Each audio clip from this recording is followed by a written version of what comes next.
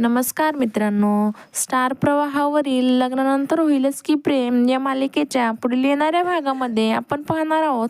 नंदिनी ही जीवासमोर तिचा व त्याच्या लग्नातला फोटो फोडते आणि बोलते, हेच आहे आपलं भविष्य, किमान माझं तरी. आणि ती आपले सर्व सामान भरू लागते.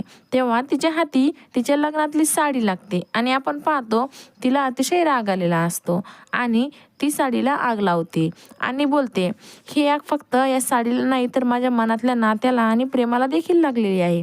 त्यावेळेस त्या ठिकाणी जीवा देखील येतो आणि बोलतो, या आगीच्या राखेतून हा जीवा आपल्या दोघांचे प्रेम आणि विश्वास पुन्हा एकदा स्थापित करेल आणि चकाचक बाई पुन्हा एकदा आपला संसार उभा करेल, हा माझा विश्वास आहे. तर तिकडे आपण पाहतो पार्थ देखील अंगावर थंड पाणी घेऊन आणि स्वतःशी बोलतो. आजपर्यंत नात्यावर प्रेमावर विश्वास ठेवणारा हा पार्थ या सर्व गोष्टीवर विभक्त झालेला आहे.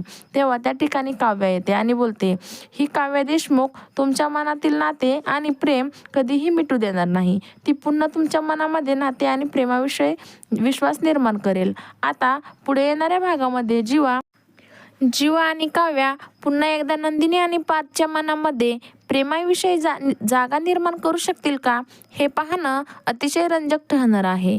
लग्नानंतर होईलच की प्रेम या मालिकेच्या नवनवीन अपडेट्स पाहण्यासाठी आमच्या चॅनलला लाईक करा, शेअर करा आणि व्हिडिओ आवडल्यास सबस्क्राईब करायला विसरू नका. धन्यवाद.